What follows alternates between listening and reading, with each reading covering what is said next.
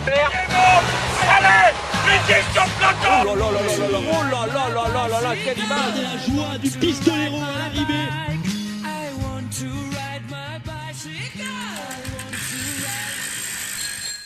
Eh bien, bienvenue dans un nouvel épisode de Chasse Patate, épisode spécial flandrienne, donc pour cette seconde moitié du mois de mars, mais pas que, on va y revenir, on va également parler un petit peu du Tour de Catalogne. Pour m'accompagner aujourd'hui, on retrouve Cyril, la paloise, la légende du podcast quand même. Bonjour à tous. Voilà, il est là. Également Adrien qui revient, après une première expérience très glorieuse. Bonjour à tous. Voilà. Et encore une fois, notre envoyé spécial au State, Alex, qui est également de retour. Bonsoir. Voilà, donc encore une fois, une équipe de choc pour débriefer donc toutes les Flandriennes qu'il y a eu dans ce mois de mars. Donc pour résumer, il y a eu à travers les Flandres, le E3, Gante-Wevelgem, évidemment le Tour des Flandres. On pourrait même également un petit peu parler, faire une petite incursion vers les 3 jours de la panne. On va également parler donc de Paris-Roubaix qui arrive ce week-end. On va faire des petits pronostics, etc.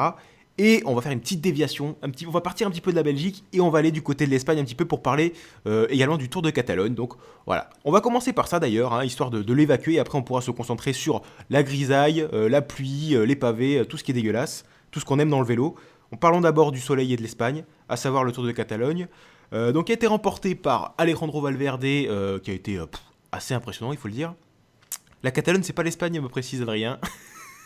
Via Skype, effectivement, il y a débat. Donc voilà, remporté par Alejandro Valverde devant Alberto Contador et troisième, je crois que c'est Froome de mémoire, parce que là j'ai pas les classements sous les yeux, mais je crois que c'est ça. Donc déjà, Valverde. Non, c'est Marc Soler le troisième. Marc Soler, il est troisième. Eh ben parfait, ça nous permet d'introduire notre premier sujet, à savoir les coureurs qui ont un petit peu explosé sur ce Tour de Catalogne, qui ont vraiment très bien performé. C'est Soler qui a été impressionnant en dernier lieutenant de Valverde, et c'est peut-être aussi un Français, David Gaudu, qui a joué avec les meilleurs pour sa première course World Tour. Impressionnant, qu'est-ce que vous avez à dire sur ces deux jeunes coureurs qui ont vraiment éclaboussé de leur future classe cette course? Qu'est-ce que vous en pensez, Adrien? Soler, on l'avait déjà vu l'an passé sur la route du Sud, où il remporte l'étape, je ne sais pas si vous vous en rappelez, vers Couraduc, où Quintana fait 2, et Nicolas Haydé s'est bien accroché avec Vauclair.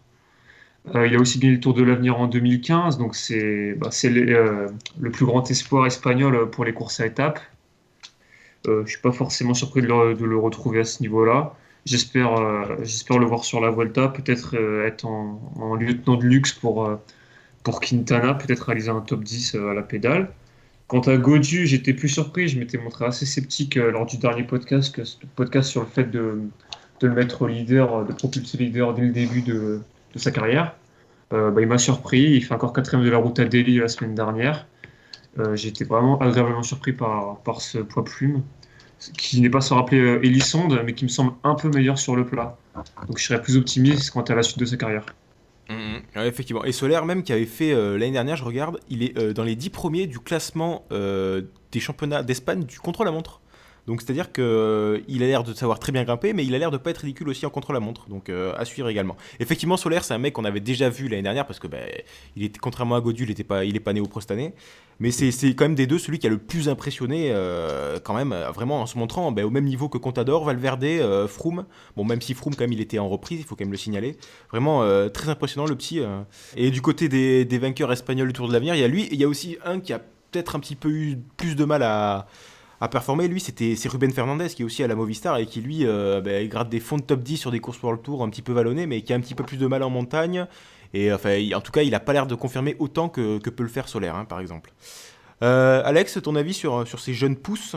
Oui, j'ai été assez surpris de la manière dont ils ont couru, surtout Marc Soler, où je m'attendais vraiment pas à ce qu'il, déjà après 1 ou 2 ans en espoir, qu'il explose complètement et qu'il aille chercher ce podium sur un grand tour comme le Tour de Catalogne, qui est bien montagneux. David Gaudu aussi m'a vraiment impressionné, en tout cas, même si il fait loin au général son échappée sur l'étape, c'était quoi, 4 5e étape, c'est ça.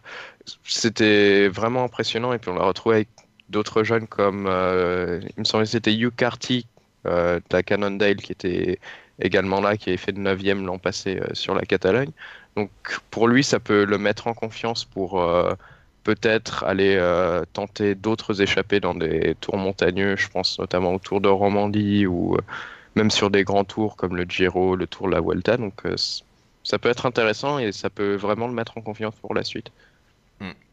Surtout que Gaudu, à la FDJ, derrière Pinot, entre guillemets, il y a de la place du côté des potentiels leaders pour les grands tours. On pourrait le voir assez rapidement avoir le leadership sur un grand tour, puisque c'est pas comme une équipe comme la Movistar, justement, où il y a Soler.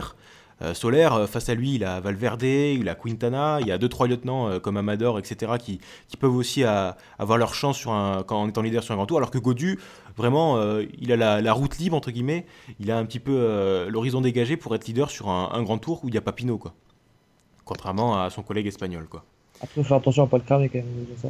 Il Oui. a encore 20 ans et il me manque un peu de, je pense, de caisse et même je pense qu'il faudrait peut-être qu'il évolue un petit peu physiquement parce que 53 kilos apparemment il fait, donc c'est très peu. Et même si sur le plat il a montré des choses très intéressantes, entre la montre et tout, on connaît pas trop ses capacités encore. Et puisqu'on en est de parler de ceux qui ont fait des bonnes performances au classement général, petite évocation, on l'a pas forcément hyper longue, mais pour se moquer un petit peu, pour taquiner le petit TJ qui avait encore une fois toutes les cartes en main, puisque à la veille, au matin de l'étape Rennes, il était premier du général avec quasiment 1 minute d'avance sur tout le monde, et il arrive à terminer 5ème du général à 1 minute 30 de Valverde. Encore une fois, c'est la craquante pour notre petit TJ, qui nous l'a fait, ça fait 2 ou 3 Tours de France qu'il nous l'a fait. Voilà, c'est une explosion comme un popcorn en pleine ascension. Encore une fois n'est pas coutume, l'Américain qui déçoit. Alors, est-ce qu'il est plus sûr sur les grands tours que Richie Porte, comme certains le diraient sur le forum? Votre avis sur la question, Alex? S'il est plus sûr, je ne pense pas, ça dépend de leur état de forme. Ça se trouve, TJ Van Garderen a eu un jour en moins, on va dire, où il a vraiment pas pu s'accrocher avec les meilleurs.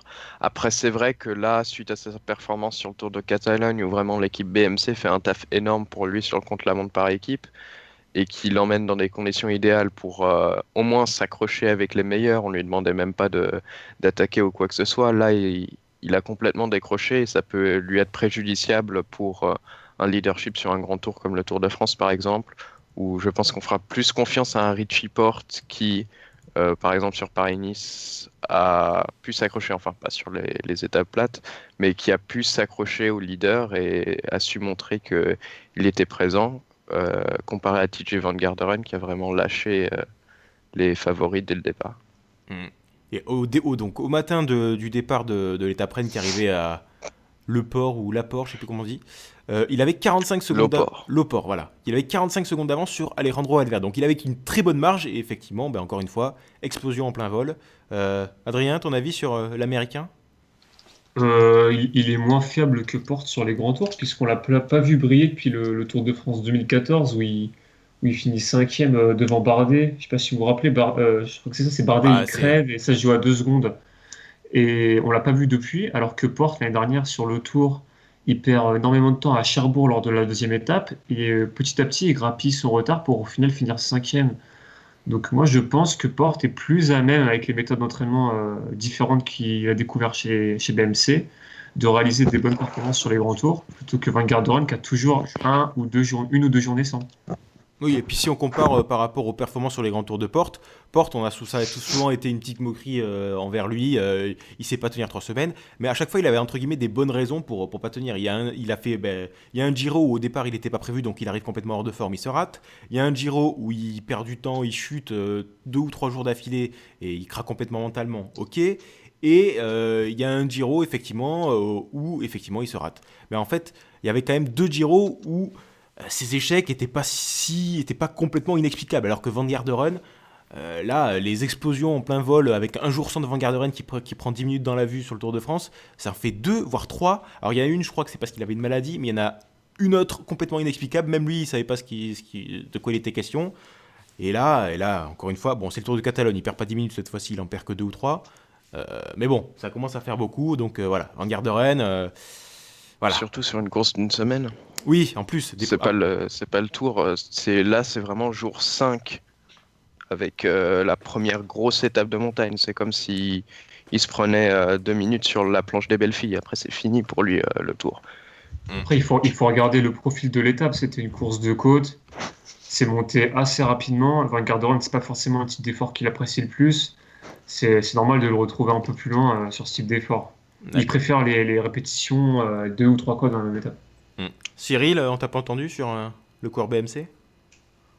Mais je pense on attend trop de lui. Il a montré maintenant que ce serait pas mieux qu'un coureur qui fera quelques top 10 sur des grands tours et sur les tours d'une semaine. Et voilà. Mm. Je Et- peux pas trop lui. Et potentiellement gagner aussi le Tour de Californie et l'US Pro Cycling Challenge. Il aime bien ses courses chez lui aussi, hein. Enfin bref, donc voilà, TJ Van Garderen, un petit peu la déception. Enfin, est-ce vraiment une déception pour lui, parce qu'on a un petit peu l'habitude maintenant de ce Tour de Catalogne. Je vais passer la parole à Alex pour son petit billet d'humeur. Donc voilà, c'est une petite nouveauté qu'on a mis en place depuis le dernier épisode. Donc Alex, je te laisse parler donc du petit sujet qui t'a fait tiquer sur ce Tour de Catalogne. Alors, un des sujets qui m'a fait tiquer en particulier, ce serait la distance du contre-la-montre de Bagnoles sur une course d'une semaine qui pour moi devrait être, qui était absolument beaucoup trop longue et qui pour moi a détruit les chances de beaucoup de prétendants au général qui n'étaient pas bons au contre-la-montre par équipe. Donc pour moi 41 km c'était beaucoup trop. Et donc ça a un peu, si j'ai envie de dire, verrouillé les chances de coureurs que des équipes qui étaient vraiment pas bonnes. Je pense à Andrew Talansky, mais il y en a d'autres. Il y a Romain Bardet, Nour Zakharine qui se sont pris 2 minutes 30 dans la phase directement. Et ça a un peu verrouillé leurs espoirs de victoire finale dès le départ, alors que des gens qui s'étaient pris 58 secondes comme Valverde ou 45 secondes comme Froome pouvaient encore y croire, d'autant plus qu'à l'avant c'était jouable. Mais pour des gens qui se prennent 1 minute et à qui on demande ensuite d'attaquer des gens comme Valverde ou Froome, pour des gens comme Bardet, là le contre-la-montre était vraiment trop long pour une course comme ça. En termes de distance, on est à peu près à la moitié. La 9e étape du Tour de France du contre-la-montre par équipe à Plumelec, c'était la moitié de ce contre-la-montre-là, ce qui donne une petite idée de la chose. Donc après, c'était peut-être pour augmenter le spectacle, mais quand on a un parcours de type course de côte, c'est pas vraiment la meilleure chose à faire, puisqu'on va avoir beaucoup d'attentes entre les favoris.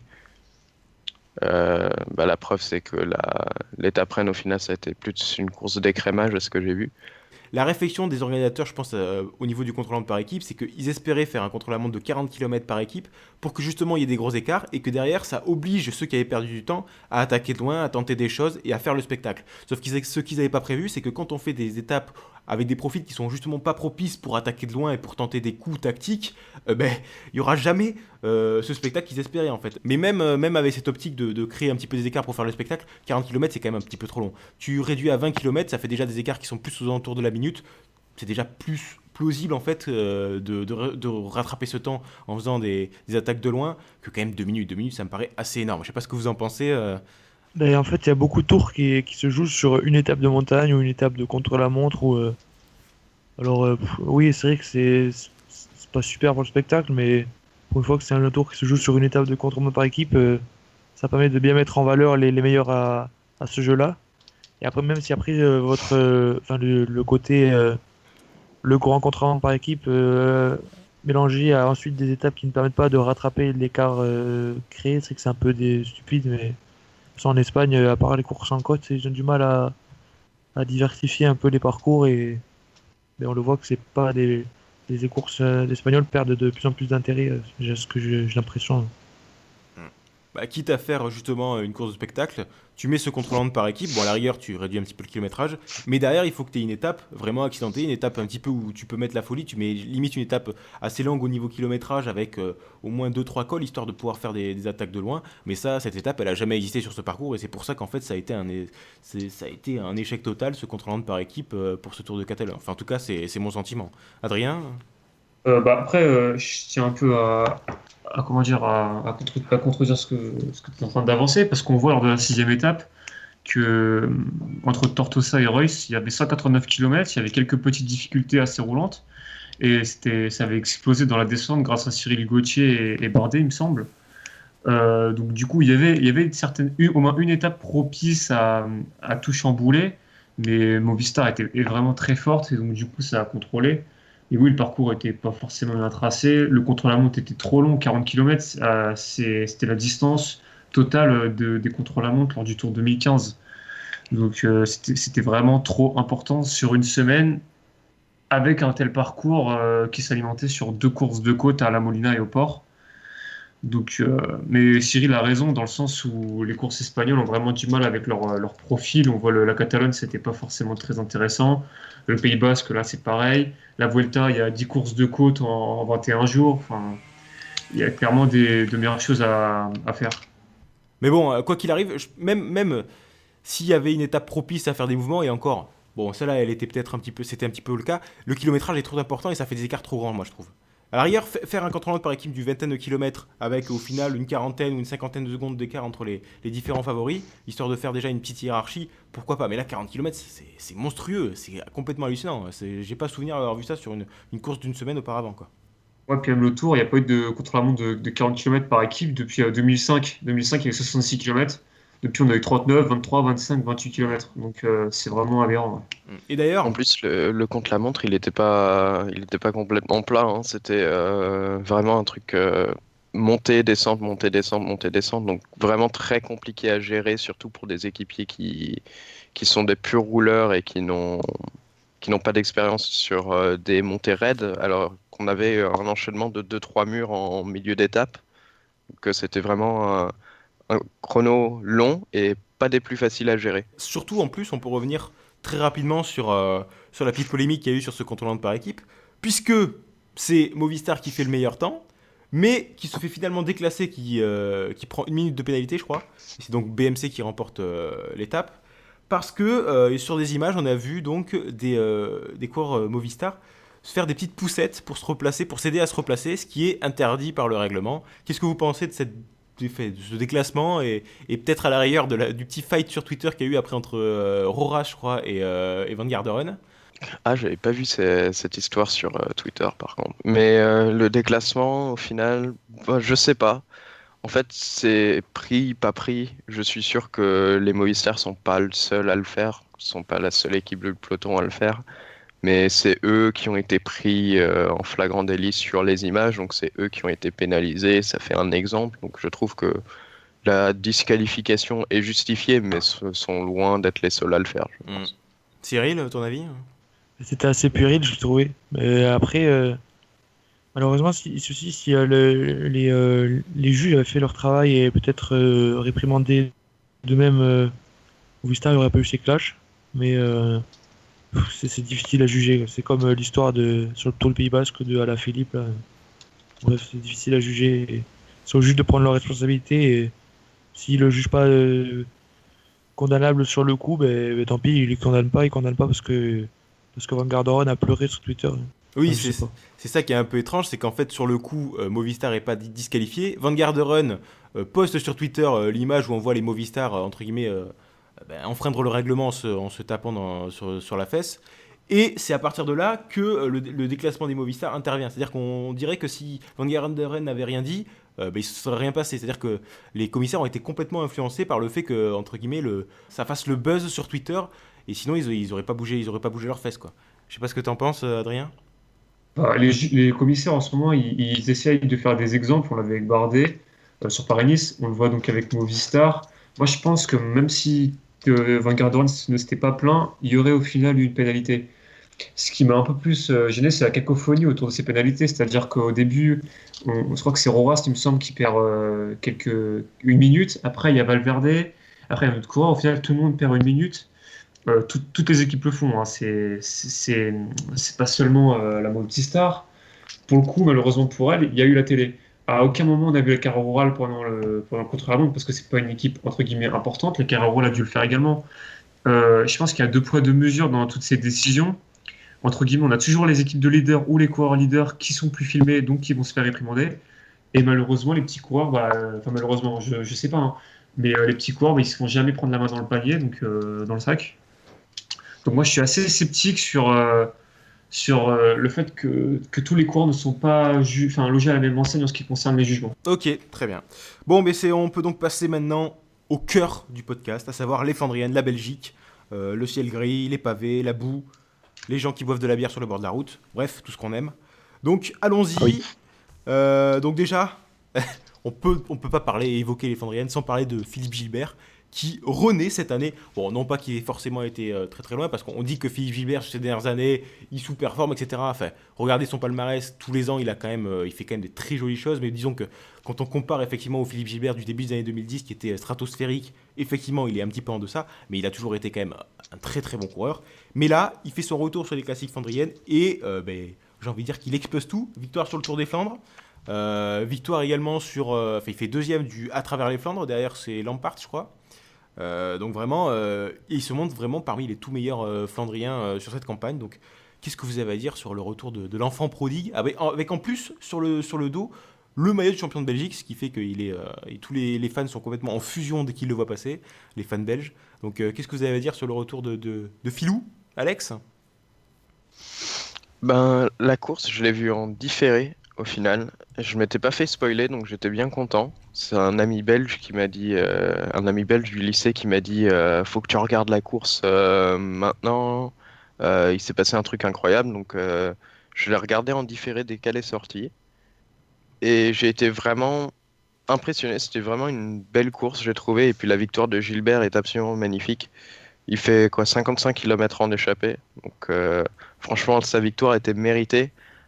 Après, est-ce qu'on aurait eu quelque chose de différent si Sagan n'avait pas chuté en traînant de Naesen? Ça, on ne saura peut-être pas. En tout cas, je trouve que la victoire de Gilbert était méritée. La chute de Sagan était vraiment dommage et qu'on aurait vraiment pu avoir une course intéressante et vraiment au bout du suspense jusqu'au bout si Sagan et Naesen n'avaient pas chuté. Au final, ça s'est pas passé comme ça et je suis très content pour Gilbert parce que c'est un coureur que j'admire beaucoup. Et voilà, c'est une très belle victoire là où moi, par exemple, je ne l'attendais pas. Oui, effectivement. Effectivement, la chute de Sagan qui aurait un petit peu changé la donne, puisqu'il entraîne avec lui Van Avermaet et Naesen. Et avec ces deux... Bon, Van Avermaet s'est relevé et a pu rentrer en course, mais les deux autres, Sagan et Naesen, ont terminé très loin derrière. Mais avec ces deux renforts en plus, c'est clair et net que quand on a vu Gilbert un petit peu craquer sur la fin, et terminé avec pas forcément une énorme avance par rapport à ce qu'il avait à une dizaine de kilomètres de l'arrivée, il a un petit peu craqué sur la fin. C'est sûr qu'avec ces deux renforts en plus sur le groupe de poursuivants, peut-être que effectivement la donne n'aurait pas été la même. Alors Gilbert, je résume, vainqueur du Tour des Flandres, deuxième du Grand Prix E3, deuxième à travers les Flandres, et vainqueur aussi des 3 jours de la Panne. Bon, on l'oublie un petit peu à chaque fois cette course, mais elle est là en plein milieu aussi, avec vainqueur de la première étape. Donc vraiment... énorme campagne. Avec Van Avermaet, c'est le seul qui peut soutenir la comparaison avec Van Avermaet en termes de campagne de classique pour l'instant. Hein. Adrien ? Oui, Gilbert, il m'a impressionné. Je lisais certains commentaires comme quoi on n'avait pas vu Gilbert depuis 2011. Moi, c'est faux, je l'avais vu en 2014 gagner la Flamme-Stèle et la Flèche, vous l'aviez vu aussi. Il s'est toujours montré présent, mais pas aussi dominant qu'en 2011 où c'était vraiment stratosphérique. Mais il faut se rappeler qu'en 2015, sur le Giro, il gagne 2 étapes, notamment une avec l'aide d'Amel Moinard, où il attaque en descente à une 30aine de kilomètres de l'arrivée, il me semble, où il s'était montré impressionnant. L'an dernier, sur le championnat de Belgique, sous un temps exécrable, il réalise un numéro avec Tim Wellens. Gilbert, comment dire, il a baissé de niveau par rapport à 2011, c'est clair. Il se montre moins régulier, mais il est encore capable de grands coups. Là, il va prendre quelques jours de repos en vue des Ardennaises. Je ne serais pas surpris de le voir à nouveau briller sur les Ardennaises. Il est arrivé dans une structure chez Lefebvre qui lui plaît énormément, où il se sent à son aise. Moi, je suis totalement ravi. J'ai toujours aimé ce coureur. Je ne le dis pas souvent parce que j'en ai pas l'occasion, mais je suis un peu comme Svan. J'aime énormément Philippe Gilbert depuis ses numéros réalisés avec la FDJ en 2007. Donc je suis très très très content. Effectivement, oui. Gilbert qui... ouais. C'est sûr qu'on compare toujours entre guillemets à ces années de gloire, 2010, 2011, 2012. Voilà, c'était les années où il dominait, c'était un petit peu c'était le cannibale de l'époque. Un petit peu on pouvait le comparer peut-être à Sagan d'aujourd'hui. Sagan qui qui sur ces 2-3 dernières saisons vraiment gagne énormément. Mais Gilbert, c'était un petit peu pareil il y a quelques années. Et depuis, il est un peu plus rentré dans le rang, mais ça reste quand même un gros coureur de classique. Alors, pas forcément justement sur les pavés, parce que les pavés, ça faisait un moment qu'il n'était pas revenu, entre guillemets. Il s'était concentré, comme tu disais, sur les Ardennaises. Et d'ailleurs, Cyril, j'ai envie de te poser la question, donc, ce retour gagnant sur les pavés, mais aussi, qu'est-ce que tu penses du fait qu'il va pas être aligné sur Paris-Roubaix par la Quick Step? Bah, même si on sait pas, parce que bon, moi je m'attends déjà pas à le voir à ce niveau sur les courses qu'il a gagnées ou sur lesquelles il a brillé. Mais après, le Paris-Roubaix, c'est quand même une course différente parce qu'il n'y a pas il y a pas de dénivelé comme il y a là. Et on sait que c'est quand même à la base un très très bon puncher, avec un palmarès extraordinaire dans ces courses-là. Donc on sait, je pense que sur le Paris-Roubaix, il aurait peut-être déjà pas pu gagner à mon avis. Et vu l'armada que la Quick Step a, ils avaient peut-être envie de miser sur Boonen ou Terpstra et amener que des leaders, enfin des équipiers vraiment dévoués pour pas faire comme ils font des fois, avoir trop de leaders et faire n'importe quoi. Et du coup, dans cette optique, peut-être protéger Gilbert, le faire se reposer même un peu avant peut-être qu'ils vont enchaîner sur les Ardennaise, donc voilà. Effectivement. Et d'ailleurs, pour parler des tactiques de Quick Step, juste une très, très rapide question. Lorsque Gilbert s'en va à 55 km de l'arrivée tout seul, est-ce que vous croyez que ça va aller au bout? Est-ce que vous pensez pas que c'est justement une mauvaise tactique de la part de Quick-Step qui était en surnombre dans le groupe de tête, qui aurait pu attendre un petit peu et l'envoyer s'il était vraiment aussi fort devant un peu plus tard, par exemple à une trentaine ou une 25 km de l'arrivée? Est-ce que sur le coup vous dites pas ah putain ils ont niqué la course? Et en fait bon, même si au final c'est un exploit énorme et il arrive à faire ce coup là assez improbable, mais est-ce que sur le coup vous dites pas on va encore avoir une tactique moisie de Quick Step et ça va leur faire perdre le Tour de France, le Tour des Flandres? Ouais, si, exactement. Quand il part dans le Quaremont, d'ailleurs, je l'avais écrit sur le moment. Pour moi, c'est du suicide. C'est-à-dire que c'est qui? C'est Trentin qui est avec lui, qui est derrière? Il y a Oui. Trentin et il y a Et Boonen. Boonen. Ouais. Alors, Boonen était un cran en dessous, on le voyait. Mais Trentin tendait à s'accrocher à Gilbert, mais petit à petit, il décrochait. Gilbert aurait pu simplement baisser un peu de rythme et embarquer avec lui Trentin. Et je me sens que c'est peut-être des marques avec lui. Et à 3, peut-être que Gilbert, enfin dans mon expression là, je me suis dit à 3, ils peuvent aller au bout. Et quand Gilbert part tout seul, je me dis non, mais c'est cuit. Derrière, ça va se regarder. Par contre, Sagan et Van Avermaet, ils vont bénéficier de coureurs d'équipiers. À ce moment-là, je me dis c'est du suicide. J'aurais bien le dit également. Ce qu'il fait, c'est vraiment impressionnant. Et ça, en fait, comment dire, ça a défié toute logique d'équipe. Ouais. Mais comme quoi, peut-être qu'il faut ça pour le quick-step, hein, vu que des fois ils font des tactiques un petit peu douteuses, il faut tabler sur des exploits individuels. Bon, là ça a marché sur le Tour de France. Boonen, ce qu'il fait en 2012 sur le Tour des Flandres et sur Paris-Roubaix la semaine d'après, c'est ça, hein, c'est exploit individuel. Je crois que sur Paris-Roubaix, il est avec Terpstra, et puis au bout d'un moment, Terpstra lâche. Mais c'est ça, c'est plus des exploits que des tactiques collectives au quick-step. Et d'ailleurs, Boonen éliminé sur un problème de dérailleur. Il y a sa chaîne qui s'est bloquée dans son dérailleur. Donc, effectivement, même s'il était un petit peu, on le voyait un petit peu rentrer sur le Quaremont, en fait, on peut pas vraiment dire ce qu'il en est pour Paris-Roubaix, quoi. Réponse dans le week-end. Bon, on va y revenir quand on fera les pronostics du Paris-Roubaix. Mais avant ça, un autre favori dont on peut parler, c'est peut-être Sagan, qui sur ses dernières classiques a fait des choix un petit peu tactiques douteux, j'ai envie de dire. Hein, comment les qualifier? C'est-à-dire qu'il laisse Gent-Wevelgem, il lâche complètement la course parce que Terpstra veut pas rouler, du coup il s'énerve, etc. Bon, là, il chute sur le Tour des Flandres. Est-ce vraiment une erreur tactique de prendre autant de risques? Vous allez me le dire. Mais qu'est-ce que vous pensez de Sagan et de son attitude sur ses dernières courses, alors qu'il voltigeait l'année dernière sur ses classiques?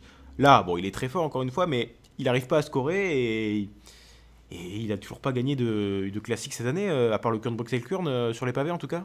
Ben ouais, il en a marre en quelque sorte de se faire ratonner. Du coup, ouais, il s'énerve. Puis j'ai l'impression qu'il est un peu moins fort et qu'il manque de lucidité. Pour la chute de Tour des Flandres, même si bien sûr il y a le coup de la veste qui accroche, mais il était quand même vraiment tout près des barrières. Alors que Gilbert, qui était pourtant censé être moins costaud parce qu'il avait déjà fait une trentaine de bornes tout seul en tête, il était au milieu du pavé, alors que Sagan cherchait le côté. Bon, après, ça c'est peut-être anecdotique, mais un manque de lucidité il s'énerve, je sais pas, c'est bizarre. Effectivement, peut-être moins costaud, moins supérieur en fait par rapport à l'année dernière, effectivement, pourquoi pas. C'est vrai parce qu'en fait Sagan, on dit il attaque beaucoup, c'est du grand spectacle pour le vélo. Alors moi j'adore Sagan, je dois bien avouer, il a une attitude qui fait que moi je trouve qu'on peut qu'aimer ce coureur. Mais effectivement, est-ce que tactiquement, ses exploits en fait, il les gagne plus ses courses par supériorité physique que par réelle supériorité tactique? Je sais pas ce que vous en pensez, Adrien. Si, c'est exactement ça. Pour moi, Sagan, c'est un coureur qui va. C'est pas vraiment qui fait le spectacle, c'est-à-dire qu'il est dominant, donc il réfléchit pas forcément, bah, il fonce. Mais quand il se sent moins fort physiquement, bah, il va s'énerver. Il va pas forcément se dire je vais jouer avec mes adversaires de façon psychologique, etc. Là, je trouve Sagan très nerveux depuis le début de saison. Je me demande si son changement d'équipe à l'intersaison ne joue pas sur son niveau. Comment dire? Le fait de rejoindre Bora, l'équipe est un peu meilleure que ce qu'il avait l'année dernière, mais j'ai l'impression qu'il prend trop les choses à cœur et il s'énerve très très rapidement alors qu'on ne connaissait pas pour ça. On a l'impression qu'il prenait tout au-dessus de la jambe. Je pense qu'il est moins dominant. On verra à Roubaix dimanche comment il se comporte, mais je ne serais pas surpris qu'il passe à côté de toute sa campagne de Flandrienne. C'est-à-dire passer à côté de toute sa campagne, c'est ne pas scorer sur les courses importantes. Donc du coup, et comme le dit Cyril, je pense qu'il manquait un peu de lucidité dimanche, signe qu'il est moins fort. Effectivement. Bon, après, passer à côté de sa campagne, c'est deuxième de l'Opnoop, Etniusblad. Ah, mais c'est pas une victoire, c'est oui. Sagan quand même. Premier du Kuurne-Bruxelles-Kuurne. Deuxième, bon, Milan-San Remo, ça fait pas partie des Flandriennes, mais ça fait partie de la campagne de classique quand on l'élargit un petit peu. Donc deuxième de Milan-San Remo, troisième de Gent-Wevelgem. Effectivement, il se rate sur le 3 et sur ce Tour des Flandres. Dommage. Bon, après, Roubaix peut encore complètement sauver sa campagne. Hein. Il remporte Roubaix. Ah, mais je le vois pas briller sur Roubaix. Trop nerveux. D'accord, ok, très bien. Et un autre, le troisième, avec Van Avermaet, Gilbert et peut-être Sagan, donc le quatrième homme, disons, dans la hiérarchie des Classic Men cette année. C'est une petite révélation, c'est Olivier Van Nuyssen de AG2R La Mondiale. Alors moi, ça me fait très plaisir. Bon, c'est pas un secret, je suis supporter d'AG2R La Mondiale, donc moi, quand je vois un AG2R à l'avant, je suis tout le temps content. Mais là, Nuyssen, c'est vraiment une explosion, et ça fait... AG2R n'a jamais été vraiment une équipe qui a compté sur les classiques, surtout les Flandriennes. Là, c'est enfin le cas. Qu'est-ce que vous pensez de ce coureur qui... Moi, sur le dernier podcast, je dois bien avouer que j'attendais vraiment de voir. Je le voyais peut-être pas aussi fort que ça, parce que il avait fait 13e, tu m'avais dit, du Tour des Flandres ou de Paris-Roubaix l'année dernière, mais c'était pas vraiment une performance vraiment référence. Mais là, cette année, il joue vraiment avec les meilleurs. C'était Adrien qui m'avait dit ça lors du dernier podcast. Donc, Adrien, vas-y, je te laisse la parole. Donc, toi qui avais annoncé en plus un pari sur le dernier podcast à propos des vainqueurs sur les classiques, pari qui tient toujours, je crois. Donc, oui, exactement. J'avais lancé le pari comme quoi toutes les grandes classiques, donc le 3, Gent-Wevelgem, le Tour des Flandres et Paris-Roubaix, seraient gagnés par des entre guillemets, des puceaux, des coureurs n'ayant jamais gagné ces courses. On y est toujours, grâce à Van Avermaet et Gilbert. Nuyssen, je l'avais mis dans mes favoris la semaine dernière. Il m'impressionne. Franchement, ce qu'il fait sur le 3, quand il se fait distancer par Van Avermaet et Gilbert, puis qu'il rentre au bout d'1 kilomètre de chasse, faut le faire, c'est vraiment très fort. Sur le Tour des Flandres, je le sentais vraiment du niveau de Sagan et Van Avermaet. Il était en pleine bourre. J'attends de voir ce qu'il va faire dimanche, parce que je pense que Roubaix lui convient davantage encore que le Tour des Flandres. Il finit 13e l'année dernière de Roubaix, il me semble. Je suis vraiment agréablement... je suis même pas surpris en fait, c'est pas que je suis agréablement surpris. J'adore ce coureur. C'est vraiment un super coursier, un bûcheron comme on les aime. Il réalise une très bonne campagne de classique. C'est pas comme Sagan, on lui demande pas de gagner. Il fait un podium, ce que AG2R n'avait jamais fait. Il refera sûrement un podium de la Roubaix. J'ai envie de le parier d'ailleurs. Top 10 ou podium sur Roubaix, donc non, c'est vraiment super coureur. Bon, même si quand même il a chuté sur le Tour des Flandres, donc affaire à suivre. Enfin, Ouais, mais il chute, mais il se relève assez rapidement pour au final aller chercher une 23e place au classement final. Je suis pas sûr que la chute ait de réelles conséquences, ils tombent pas à vitesse élevée, donc... D'accord, ok. Après, Vasseur dit toute chute est importante. Mais bon. Oui. Je te confirme que c'est bien sur Paris-Roubaix qu'il a fait 13e l'an dernier. Et tu dis que Paris-Roubaix, c'est la course qui est censée le mieux lui convenir, même si quand même, dans ma mémoire, Nuyssen, avant de devenir un Flandrien très très fort comme il le montre cette année, c'est un type qui a gagné à Plouay, qui s'est montré sur les classiques vallonnés, entre guillemets, de la fin de saison dernière. Donc je me dis que justement, en tant que puncher, ça serait plutôt le Tour des Flandres et le 3, etc. Toutes ces courses avec des monts pavés qui lui conviendraient le mieux. Je sais pas ce que vous en pensez, Alex. Ouais, mais au final, il n'y a pas de grande différence entre toutes ces courses et des courses comme le Ronde où le Paris-Roubaix. Au final, c'est des courses quand même de grosse endurance avec des pavés, donc ça importe pas vraiment si on est bon en... Ça impère plus si on est justement mauvais en vallon et bon en plat que si on est bon sur les vallons et mauvais en plat.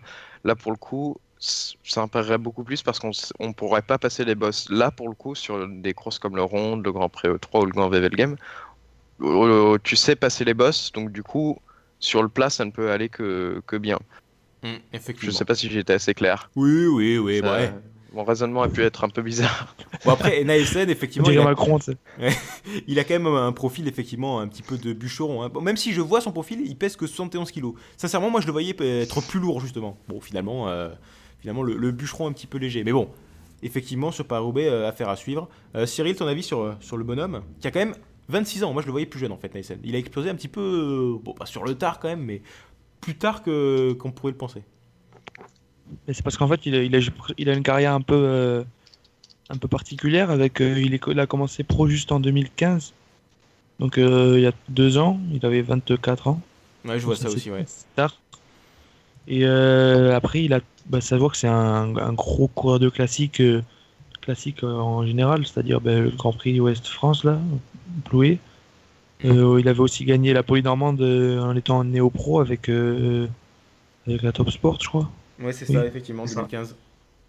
Voilà, et du coup, c'est un gros moteur, et vu qu'il a déjà une petite référence sur le Paris-Roubaix, mais à voir, quoi. Mais après, c'est à voir. Mais bon, après, c'est sûr qu'il fera mieux que ce que AG2R avait l'habitude de faire, et en plus, ils sont un peu renforcés. Ils ont aussi Vandenberg et Goujard, donc ils peuvent essayer de jouer vite fait une tactique d'équipe en le protégeant, en mettant un mec devant. Ou Paris-Roubaix, c'est une course très indécise sur ce côté-là, donc ouais, il a des. Pourquoi pas? Il a des chances. Moi, j'y Ouais. crois. Moi, j'y crois. On y croit tous, je pense. Hein. Ah, mais je pense que là, effectivement, parmi les pronostics, là, j'ai l'impression que NASN va revenir assez souvent. On va y revenir. Justement, parlons des autres coureurs, peut-être qu'on n'a pas abordé, qui ont performé sur ces classiques. Alors, vite fait, je vais vous adresser une petite liste et je vais vous donner la parole un par un. Vous allez parler de ce que vous voulez. Alors, Cyril, j'ai déjà peut-être une petite idée de qui va parler, parce que le premier nom qui me vient en tête, c'est Durbridge, qui, le coureur de chez Orica, qui cette année vraiment est très très fort. Il fait 4ème, je crois. Il faut que je me souvienne de 2 courses. Je crois que c'est. Alors, je suis en train de taper sur mon ordinateur. Donc Durbridge, il fait 4ème à la fois de l'E3 et du À travers les Flandres. Donc vraiment une bonne petite campagne pour un mec qui avait déjà montré quelques trucs l'année dernière sur Paris-Roubaix notamment, mais là vraiment il se montre comme étant un bon Flandrien. Il y a aussi Van Barle, qui l'année dernière s'était également montré, je crois que sur le Tour des Flandres en terminant dans les 10 premiers, mais à la suite d'une échappée. Cette fois-ci, il se montre en étant vraiment à la régulière, entre guillemets. Modolo aussi, qui étonnamment fait, je crois, 6ème du Tour des Flandres, le sprinter italien. Le retour du Diable Vert de Offredo, qu'on n'avait plus vu performer depuis 4 ou 5 ans, qui revient et qui jouait une place dans les 10 premiers sur le Tour des Flandres. Mais bon, au sprint, il se fait un petit peu bolosser, du coup il termine, je crois, 11ème, un truc comme ça. Ensuite, il y a Moscone aussi, qui fait 15ème du Tour des Flandres, alors que on évoquait son petit profil qui rappelait un petit peu un Balan il y a 1 ou 2 podcasts, donc c'était pas mal de sa part. Également Valgren, que j'ai vu, qui a terminé, qui a bien fait sur le Tour des Flandres, je crois, il était plutôt pas mal. Donc voilà, pas mal de petits coureurs qui ont vraiment soit confirmé les espoirs, soit qui sont un petit peu révélés sur les pavés. J'aimerais savoir ce que vous pensez de ces coureurs, ou même s'il y en avait d'autres que je n'aurais pas peut-être relevés. Cyril, je te laisse commencer. Mais comme tu as dit, Durbridge, qui a fait une bonne petite campagne. Il fait aussi, il termine dans le groupe qui jouait la 4ème ou 5ème place pour, 5ème place pour le Tour des Flandres. Après, vu qu'il sprinte pas du tout, donc il a fini dans la fin du groupe. Il a aussi fait les 3 jours de la panne. Il fait 11ème en général parce qu'il s'est fait bêtement piéger par une bordure le lendemain de l'étape où il fait 2ème derrière Gilbert. C'était l'étape la plus difficile avec le demi-heure de Gramont 2 fois. Donc oui, il m'a surpris, et surtout que moi je le voyais plutôt bon dans Paris-Roubaix que dans les courses des Flandres belges. Du coup, à voir dimanche. J'espère qu'il ne sera pas trop entamé par son bon début de saison, parce qu'il a aussi fait il avait fait un Strade Bianchi, il avait fait top 10 aussi. Et là aussi, ça m'avait carrément surpris, parce que je Je voyais pas puncher comme ça.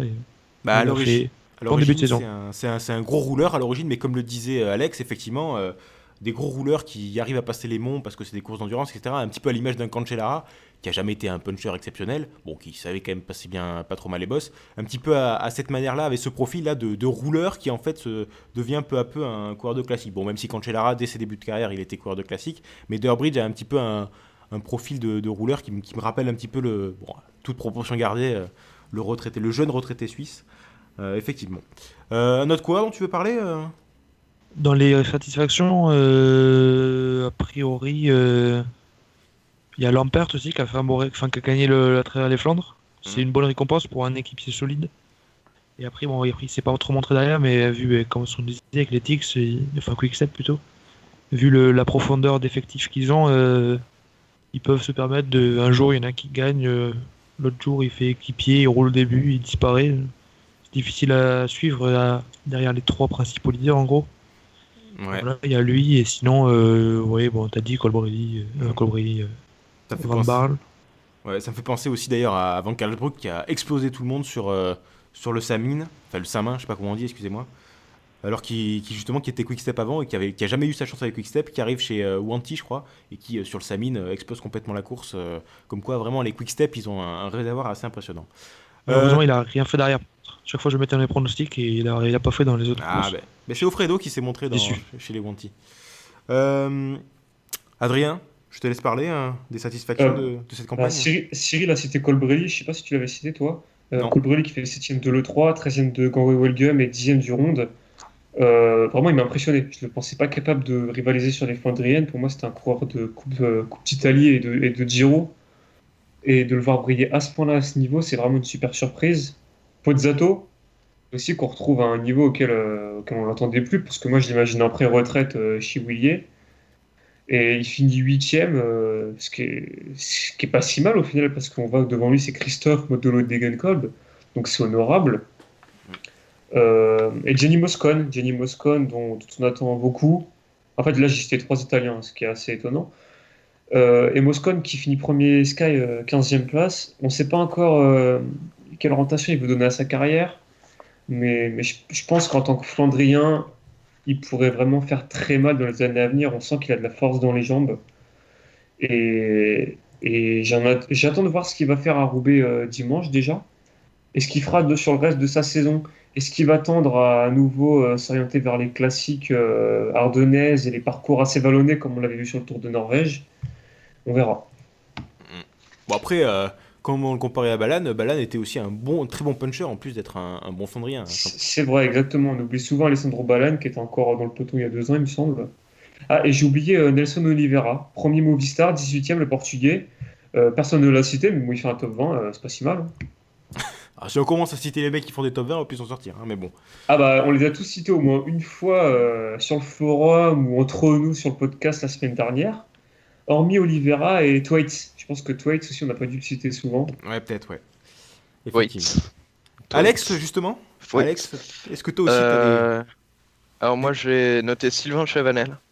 le retour Parce que, oui, le retour de nulle part, parce que je ne l'avais pas vu depuis très très longtemps sur les Flandriennes. Quand je pensais Flandrienne française, c'était plutôt Florian Sénéchal, Johan Ofredo. Sylvain Chavanel, à la base, c'était un bon Flandrien. Ensuite, on l'a plus trop vu pendant 2-3 ans. Et là, il revient, il fait quoi 9e du Ronde, ce qui est quand même un très très bon résultat. Et franchement, c'est bien pour lui. Ça peut lui permettre de se remettre en confiance peut-être pour un bon résultat aussi, un top 10 sur Paris-Roubaix. Après, il y avait Dylan Van Barle. Je sais pas si on en a parlé en plus. Dylan Van Barle, en plus, quand j'avais écouté le podcast de la dernière fois, je pensais le mettre dans mes pronos du Ronde, mais quand j'ai entendu dire que c'était un échappé, je me suis dit, ah, peut-être pas. C'était moi, je je le suis regrette. responsable de ton échec, Je je le crois aussi. regrette très, un peu beaucoup. Tony Galopin qui finit dans le groupe de Gancol, Pozzato, Chavanel sur les pavés. Donc il a aussi une capacité à passer les pavés, tout comme Fabio Felline. Donc à suivre. Donc peut-être une aisance un peu qui pourrait l'avantager dans le futur sur des courses par étapes comme sur le Tour de France, pourquoi pas. Oula, attention. Ouais, mais c'est un peu voudrais- Merckx, hein, ouais. Oui, bah oui, mais tu voudrais qu'il s'oriente sur les courses par étapes ou quoi, le galopin? Parce que ça aussi, c'est un débat qu'on a eu, à savoir si Galopin doit s'orienter vers la montagne ou s'il doit redevenir un coureur de classique comme il était avant. Ah, ça dépend. Ah, franchement, je sais pas, ce serait un bon débat, mais Ah, mais on le réserve ouais. pour une prochaine émission. Je le Ah, mais garde en Wings, tête. Wings, C'est ça. Wings, Tu le notes rappelle-toi de Galopin en 2015 sur le Tour, il est excellent dans les Pyrénées. Et après, il se pète totalement le caisson. Je pense que Galopin, il a pas du tout la caisse pour tenir 3 semaines. Il est un peu trop lourd pour les pourcentages des Alpes, les cols très longs des Alpes. Donc vraiment, qu'il s'oriente sur les Flandriennes. Parce que même avant, il visait les Ardennaises, mais les Ardennaises, il manque de punch. Alors que sur les Flandriennes, avec sa bracasse, il peut scorer. Donc je pense que c'est utopique de l'imaginer sur le Grand Tour. Tony Galopin, moi je le verrais plus coureur d'une course d'une semaine. Je sais pas pour vous, mais une course comme Paris-Nice pourrait lui convenir, où c'est vraiment un profil différent à chaque fois. Un truc comme le Tour de... Ouais, mais il se casse les dents sur Paris-Nice. Il l'a fait, hein. Rappelle-toi, il est maillot jaune enfin, à la veille du chrono final au Col d'Èze, et sur le Col d'Èze, il se fait exploser par Richie Porte. C'est Bon, parce que après- le chrono, c'est pas sa spécialité. Hein, donc, Après, mais après, il passe les étapes de montagne hein, sur Paris-Nice. Donc, Bah après, on a vu des coureurs de classique, entre guillemets, arriver à faire des bons résultats sur des courses d'une semaine qui sont pas trop montagneuses. Hein. Alors, ça, c'est pas non plus quelque chose qui est complètement incompatible. À la fois viser les Flandriennes et pourquoi pas sur des courses un petit peu pour puncher, vallonner. Un Paris-Nice avec une édition et un parcours pas forcément ultra montagneux, il peut aussi faire quelques trucs. Mais bon, vite fait, on va passer au billet d'humeur d'Adrien, mais juste avant, très rapide tour de table sur les déceptions. Les déceptions qu'il y a eu pour l'instant de cette classique de cette campagne de Flandrienne. Alors très rapidement, vous me citez un nom et en une phrase, vous me résumez ce que vous voulez. On fait très rapide parce que là, au niveau de l'horaire, on est un petit peu à la bourre. Donc, Alex, je te garde, t'enchaînes. Tu viens de faire tes satisfactions. Enchaîne-moi avec tes déceptions. Est-ce qu'il y a un nom, une équipe sur lesquelles tu veux insister et les enfoncer? Seb Van Mark. Ah, très bien. Euh, L'homme qui chute sur des lignes droites. C'est ça. Le successeur Seb de Van Denis Mark. Menchov. On pensait pas que ça existerait. Mais Seb Van Mark, c'était vraiment la grosse déception, puisqu'on l'attendait vraiment au tournant à un moment ou à un autre. Mais au final, il a rien fait. E3, il est pas dans Tobis. Gant Wevelgem, il est pas là. Ronde van Vlaanderen, il est pas là non plus. Au final, il est passé complètement à travers de sa campagne de Flandrienne. Et on en parlait avant le début du podcast, mais il sera non partant pour Paris-Roubaix. Donc c'est vraiment une des grosses déceptions de cette campagne pour moi. Et en plus, c'est vraiment dommage pour lui d'être passé au travers de cette campagne, alors que je sais pas, je le sentais plutôt bien. Mais Bah du coup, faut Il raconter. était malade, hein. Oui. Après, ouais, il était malade. On voyait qu'il était pas forcément très en forme. Du coup, Cannondale contrat sur Van Barle, effectivement. Cyril, je te laisse enchaîner sur ta mauvaise performance de la campagne pour l'instant. Et ma grosse déception, c'est Carlos Betancourt. Ah. Allons-y. Non, non, c'est pas vrai. Non, c'est le Lotto Soudal qui, globalement, c'est raté totalement. Ils ont quand même une bonne équipe, c'est une équipe belge, ils sont censés être bons et ils l'ont pas été. Et Benoît, De Buchereux, Galopin, Rodlands, ça fait pchit. On a juste vu Greipel et maintenant c'est sa sacrée son étape, son attaque plutôt de tous les ans sur le Tour des Flandres. Petite attaque avant le Koppenberg ou après, ça dépend des années. Mais il l'a fait. Bon, ça va pas servir à grand chose, mais il l'a fait. Après, ils sont pas complètement invisibles, mais disons qu'ils sont un second échelon, ce qui n'est pas vraiment l'objectif qu'ils avaient au début de la saison, et vu leur effectif, pas l'objectif qu'ils devraient avoir, surtout avec Benoît, qui est censé être la future star belge sur les classiques pavés, et qui cette année a fait une grosse saison l'année dernière, mais qui cette année est un peu plus en galère. Adrien, ta déception à toi, c'est quoi? Alors, déception, ça me fait mal de le dire. C'est une demi-déception, c'est avec Luc Hérault, qui avait fait une très bonne fin de mois de février, où il finissait 6ème du Headvol, qui est 3ème de Kjørn-Bøkseng-Kurn. Il finit aussi 15ème de l'E3 vendredi dernier. Mais alors, aussi bien sur Gant Wevelgem, où il abandonne que sur le ronde, où il finit avant-dernier, il m'a déçu. Au même titre que toute l'équipe Sky, on voit Stannard, enfin on n'a pas vu Stannard, qui finit troisième de Roubaix l'année dernière. Cette année, il est totalement à l'ouest. Je ne sais pas ce qui se passe dans cette équipe. C'est peut-être à mettre en rapport avec toutes les affaires extrasportives, les procès, ou la malchance tout simplement, hein. Mais Luc Hérault, j'en attendais beaucoup plus, surtout avec ce qu'il nous avait montré au mois de février. Peut-être qu'il saura me faire mentir à Roubaix, mais j'y crois pas. Pardon, Luc qui? Luc Hérault. Luke Rowe. Aïe. Luke Rowe. J'ai mal à mon anglais. Ah bah nous on le dit Luc Hérault en français, hein. Luc Hérault, Moi j'ai toujours dit comme Luke Jean-Marc Rowe. Hérault. Ouais, parce que. Luc Hérault comme Jean-Marc Hérault, là. Je préfère Jean-Marc Hérault à Luc Hérault, hein. Oula, ne partons pas On va dans la couper, politique on va dans ce couper, on va podcast. couper. Non, je garderai, hein. Tu te prendras la fiche comme tout le monde. Alors, justement, je te laisse la parole, Adrien, parce qu'il est temps de ton billet d'humeur. Fais-nous rêver. Oui, alors mon billet d'humeur, on va rendre à César ce qui lui appartient. À la base, c'est Johan, entre guillemets, non, Nico32 sur le forum, qui devait le faire, mais malheureusement, il n'est pas là, ou tout du moins, il nous écrit. Comment dire, il voulait parler des barrières à installer ou non sur les bas-côtés des monts et des secteurs pavés, sur les Flandriennes. Il avait été assez alarmé, moi aussi d'ailleurs, par le fait que lors de l'E3, le Paterberg avait été monté sur les bandes de roulement. Non, c'était sur à travers la Flandre, pardon. Le Paterberg a été monté sur les bandes de roulement. Mais à la base, la polémique vient lors du Het Nieuwsblad, où sur le pas de Strat, Van Avermaet et Sagan avaient utilisé le trottoir, et où les commissaires avaient forcé les coureurs poursuivants à utiliser le secteur pavé. Donc du coup, c'est vrai que le fait de passer sur les trottoirs permet un nivellement entre guillemets vers le bas, puisqu'on retrouve justement des coureurs un peu moins forts qui peuvent s'exprimer comme Modolo ou etc., qui peut-être profitent justement du fait de passer sur les trottoirs, contrairement au pavé où là c'est vraiment la force pure qui joue. Donc moi je sais pas ce que vous en pensez. Est-ce qu'il faut mettre les barrières vraiment afin d'obliger les coureurs à passer sur les pavés? Ou est-ce que c'est un problème qui ne sera jamais réglé parce que de toute façon les coureurs passent également en ville sur les trottoirs, enfin, il y a vraiment deux poids deux mesures selon les courses. Moi mon avis c'est qu'il faut obliger les coureurs à passer sur les pavés. On le verra d'ailleurs sur Roubaix où l'avant-dernier secteur de M sera obligatoirement à passer sur les pavés puisque ASO a mis des petits ballotins sur les côtés afin que les coureurs ne puissent pas prendre les parties de terre, qui, enfin, d'ailleurs, selon Dars, sont encore en plus mauvais état que le secteur pavé en lui-même. Donc je ne sais pas, qu'est-ce que vous en pensez? Est-ce qu'il faut ou non barriérer?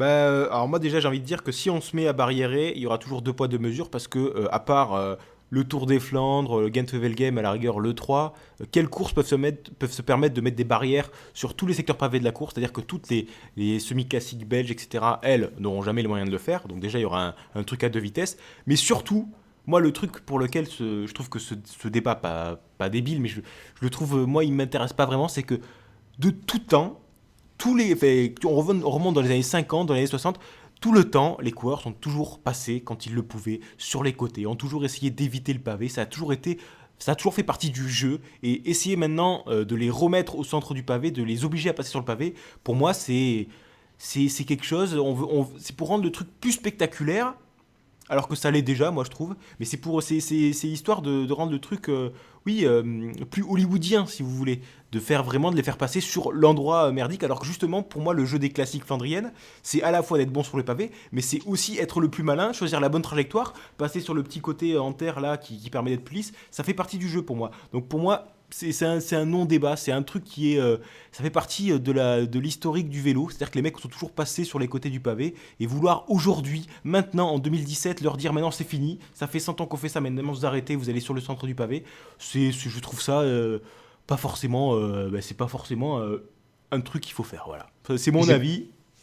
Et puis c'est pas viable financièrement, surtout, il y a que le Tour des Flandres qui peut se permettre de barriérer le parcours.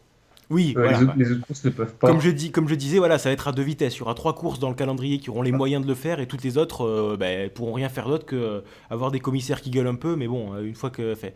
jamais un commissaire n'aura, entre guillemets, les balls de se mettre devant Sagan, de lui dire non, tu descends de là. Enfin, c'est pas réalisable dans les faits, quoi. Factuellement, c'est pas un truc qui est réaliste, quoi. Je sais pas ce que Bah, vous en- les commissaires voulaient le faire avant le Tour des Flandres, hein. Ils avaient dit tous les coureurs qui n'empruntent pas les pavés seront sanctionnés. Oui, Au final, mais on n'a pas vu la couleur de cette Voilà. annonce. Mais... au final, c'est comme tous les effets d'annonce où on se dit on va serrer la vis, etc. Il y aura plus jamais ce genre de dérive, et à chaque fois, ben, ils serrent la vis sur 3 mecs qui sont montrés par les caméras, mais les 150 derrière qui ont absolument personne qui les regarde, ils peuvent passer comme ils veulent sur les bas-côtés. Enfin, c'est comme je dis, c'est encore une fois un peu à l'image des barrières, c'est là aussi à 2 vitesses. Et les mecs qui ont des caméras sur eux, effectivement, ils vont se faire sanctionner, et peut-être que les commissaires vont être insistants sur cela, mais tous les autres, ils feront ce qu'ils veulent. Alex, Cyril, on vous a pas entendu sur le sujet Vas-y, Alex. Moi, je pense que ce serait une bonne idée, mais c'est très utopique quand même, parce que les organisateurs ne pourront pas se permettre de faire quelque chose comme ça, parce qu'il va toujours y avoir des protestations de coureurs, des boycotts de certaines équipes, donc ce serait une bonne idée, puisque là, justement, la course pavée prendrait tout son sens. On passe vraiment que sur le pavé, mais les coureurs empruntent les bas-côtés depuis des années. Généralement, on voit pas beaucoup de coureurs qui prennent que du pavé tout le temps. Même les plus grands, Fabian Cancellara, Tom Bonnen, prennent le bas-côté tout le temps. Donc, au final, ces bas-côtés, justement, font maintenant partie de la course en elle-même. C'est justement, comme les bas-côtés sont beaucoup plus petits que le secteur pavé en lui-même, c'est celui qui aura le meilleur placement. Donc, ça transforme la course en une course un peu plus tactique au final. Donc, les pavés, obliger les coureurs à mettre uniquement sur le pavé, ça pourrait être une bonne idée, mais ce sera jamais accepté par qui que ce soit. Et jamais réalisable, je pense aussi. Cyril. Mais en fait, j'ai pas vraiment d'avis. Je vous rejoins plus ou moins tous. D'un côté, ça serait bien pour le côté spectaculaire.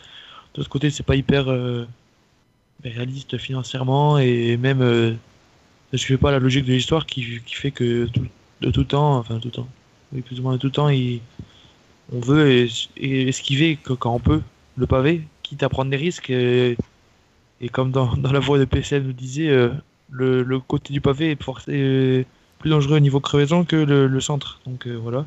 C'est pas forcément. Des fois, c'est bien de laisser le pavé au centre du village. Oh, magnifique. Et voilà, le pavé, c'est bien. Et voilà. Mais oui, parce qu'après, comme tu le dis, effectivement, prendre le côté des pavés, c'est une prise de risque. Et comme on a pu le voir avec Sagan sur le Tour des Flandres, où justement il essaie d'éviter le pavé en se collant en barrière, et c'est la chute. Effectivement, ça fait partie de la course. C'est une prise de risque. Est-ce que je prends la décision de risquer une crevaison ou une chute en accrochant un spectateur, mais en passant sur un revêtement qui va être plus roulant, ou est-ce que je me concentre sur le centre du pavé et là je subis un petit peu plus la route, mais au moins j'évite la chute, etc. Mais je vais moins vite. Ça fait partie du jeu pour moi, hein. C'est pas un truc. Je comprends pas qu'aujourd'hui on se mette à dire non, désormais on change entre guillemets les règles. Désormais vous avez plus d'options, vous avez qu'une seule option, c'est de vous placer au milieu, et c'est le plus bourrin qui gagne en fait. Ça va plus être le plus malin et le plus fort, ça va être juste le plus bourrin qui le plus fort. Voilà, on enlève une dimension à la course, je trouve, en essayant d'interdire les bas-côtés. Voilà, je sais pas ce que vous en pensez. Surtout que oui, voilà, la barrière peut être dangereuse, parce que la barrière peut tomber, ça arrive. Donc ça peut ça peut faire des petits problèmes. Très bien. Bon, je pense qu'on on rappelle que Siro est un adepte du poussé de barrière afin de ruiner l'organisation d'ASO. Alors là, Dans les Pyrénées. On fait appel à des références. À la Pierre Saint-Martin. Ah d'accord. La Pierre Saint-Martin. Mais Cyril, il sait plus trop ce qu'il fait. Je ne après réponds 2-3 rien. bières. Voilà. Cyril était la tête pensante. Alors, les gens, maintenant qu'on a terminé avec les fun runs qui sont déroulés sur ce fin de mois de mars, il est temps de se projeter vers ce week-end et vers Paris-Roubaix. Donc là, la plus grosse course de la campagne de classique de Flandrienne. Oula, c'est absolument pas français ce que je viens de dire. J'ai mis des deux partout, mais bon, vous avez compris ce que je voulais dire. Avec peut-être le Tour des Flandres, ça c'est le côté belge qui parle, mais effectivement, Paris-Roubaix, c'est l'enfer du Nord. C'est une course qui a un petit changement de parcours cette année. Cyril, je vais te laisser l'évoquer parce que moi je suis pas du tout au courant, hein, puisque les parcours c'est pas trop mon dada. C'est anecdotique, c'est juste deux pavés, enfin deux secteurs qui ont été rajoutés en tout début dans le chemin pavé, parce qu'en fait, il y a 100 bornes de plat sans pavé à chaque fois, et 160 bornes de route parsemées de pavés. Et au tout début de ceci, ils ont rajouté 2 secteurs qui apparemment étaient absents depuis 30 ans. Ça, c'est la présentation magnifique de Adrien qui m'a pris ça, mais voilà, c'est 2 secteurs pavés, dont un qui a l'air intéressant parce qu'il est assez long et il y a une descente assez pentue à plus de 5% sur 800 mètres qui finit par un angle droit. Attaquer avec un peloton entier, ça peut provoquer des petits incidents. Donc voilà, 2 secteurs qui ont l'air sympathiques et qui rajoutent un tout petit peu de distance pavée à la déjà longue distance de pavé de Paris-Roubaix. Très bien, ok. Donc première question que j'ai envie de vous poser, c'est l'année dernière on a vu la victoire surprise de Mathieu Hayman. Est-ce que vous pensez que cette année on peut avoir potentiellement une autre petite surprise comme celle-ci, à savoir un coureur qu'on n'attend pas, un coureur qui est au second voire au troisième échelon sur ce genre de course et qui grâce à une échappée parvient encore à gagner, à l'image d'un Van Semmeren. Bon, Van Semmeren il avait quand même quelques performances derrière lui, mais bon c'était plutôt un mec du second échelon, Mathieu Hayman, etc. Pourquoi pas O'Grady aussi quand il a gagné, c'était peut-être pas forcément le mec qu'on attendait le plus. Qu'est-ce que vous pensez de cette potentielle surprise cette année, Alex ? Luke Durbridge. Ah Eh oui. Toujours du côté de la reca. Oui, mais c'est toujours possible. Eman l'a prouvé que on peut être un coureur qui est pas au niveau des grands favoris comme Boonen, Sagan, Terpstra, etc. Et toujours s'accrocher, vraiment batailler jusqu'au bout. Ça fait partie de la course de Paris-Roubaix. On a vu des échappées gagnées pendant beaucoup d'éditions. Là, au final, je dirais une dizaine sur les 50 dernières années. Peut-être pas quand même. Mais bon. C'est toujours possible, et donc pourquoi pas un coureur dont on n'attendait pas vraiment quelque chose. Donc je pense à Luke Durbridge, mais il y a peut-être aussi Michael Valgren par exemple qui peut sortir quelque chose, ou un petit Valgren ou un truc ou un Offredo. Valgren, Trentin, Valgren, il a jamais participé à l'épreuve. Ah, je sais pas, moi j'ai cité Valgren parce que Valgren il était présent sur le Tour des Flandres, etc. Mais peut-être qu'effectivement. Je connais pas les pavés. D'accord, ok, très bien. Bon, au moins. Offredo, ce serait sympa. Offredo Sénéchal, un Français pour changer. On va en parler des Français sur Paris-Roubaix, effectivement. Adrien, ton avis sur la potentielle surprise ? Nassen, ça marche. Ah, est-ce que c'est vraiment une surprise, Naesen, vu ce qu'il montre ? Si ça marche pas, je suis bien embêté. Si c'est pas Nassen, Steven peut-être. Ouais. Steven en échappé à 100 km de l'arrivée dans un second temps. En fait, j'ai pas trop d'idées hormis Naesen. Dans les surprises, s'entend. Bon, après, Naesen, c'est pas vraiment une surprise. Même Stuyven, je pense que Stuyven, on peut plus s'attendre à ce qu'il gagne un Paris-Roubaix qu'un Hayman. Hayman qui a été un mec qui était un bon équipier sur les pavés, mais qui a toujours été un mec, comme je disais, du troisième échelon, un mec qui est présent jusqu'aux 40 derniers kilomètres, puis après qui s'efface. Mais là, l'année dernière, il a anticipé, entre guillemets, la lutte des favoris, et cela permet d'être là dans le final et de la gagner. Mais Hayman, c'est 15 participations à Paris-Roubaix. Et 3 top 10. 3 top 10 quand même. 3 top 10. Je pensais 6e en 2011 et 8e en 2012. Bon, après, Turgot a fait 2e dans Paris-Roubaix. Hein. Au bout d'un moment, mais il y a une question de loterie. Il l'a mérité. Oui, après, j'ai pas dit le contraire. Mais il y a une question de loterie, c'est ce que je voulais dire. C'est que Paris-Roubaix, il y a une question. C'est une des rares courses du calendrier où, lorsque tu pars dans l'échappée, tu peux être bien classé au final. Même tu as de grandes chances d'être très bien placé au final si tu fais partie des meilleurs de cette échappée. C'est très rare dans le cyclisme, surtout le cyclisme moderne, d'avoir une course qui a cette configuration-là. Parce que souvent, l'échappée, tu fais la danse devant la télé pendant 60 bornes, et puis 160 bornes, et après, c'est au revoir, et tu termines dans la voiture balai, quoi. Et justement, Paris-Roubaix fait partie de ces courses où, justement, l'échappée a une vraie dimension tactique et une vraie chance de performance, quoi. Cyril, ton avis sur Paris-Roubaix et ses surprises ? Toi qui es supporter d'Orica, en plus ? Bah oui, Durbridge, pourquoi pas, mais après... En fait, c'est difficile à dire. Moi, je vois pas vraiment de surprise. C'est une course vraiment très ouverte. Alors, même de sortir des favoris, c'est difficile. Et pour moi, il y a beaucoup de potentialité. Surtout quand on voit le Hayman et ceux autres que vous avez cités. Donc, pourquoi pas un Français, oui, ou je sais pas, Boasson-Hagen qui revivrait d'un coup comme ça. Boasson-Hagen a fait un très très bon Paris-Roubaix l'année dernière, attention. Oui, pour ça. Effectivement. Même Il si passe un peu à travers de sa Ouais, campagne voilà. de classique cette année, hein. On l'a pas évoqué dans les déceptions, mais Bossenhagen, c'est un petit peu transparent cette année par rapport à l'année dernière, effectivement. Par contre, Alex, tu évoquais les Français. Ben, c'est parfait pour enchaîner avec notre second sujet sur Paris-Roubaix, à savoir qui est selon toi, je vais commencer par toi, qui est selon toi le Français qui a le plus de chances de briller sur Paris-Roubaix, justement? Parce que là, Alors- il y a des retours, Offredo qui revient, Chavanel qui revient. Bon, Desmar, on l'a vu sur la première moitié du Tour des Flandres avant qu'il explose totalement, mais bon, voilà. Et Sénéchal aussi qui se montre un petit peu. À ton avis, c'est lequel qu'il faut suivre? Celui qui a le plus grande chance de claquer un top 10, je pense que ce serait Sylvain Chavanel. Parce qu'il est bon sur les pavés et c'est un très bon rouleur. Donc Paris-Roubaix, ça pourrait parfaitement lui convenir. Johan Offredo, j'y crois pas vraiment parce que niveau référence sur Paris-Roubaix, c'est pas vraiment ça. Arnaud Démare, j'en parle même pas, il est pas bon en pavé, c'est tout. Mais Il Démare, il faudra fait arrêter avec ce 11e. débat. Il fait 11e, tu peux pas dire qu'il est mauvais en pavé. Il fait 11e, il a jamais de chat. C'est incroyable.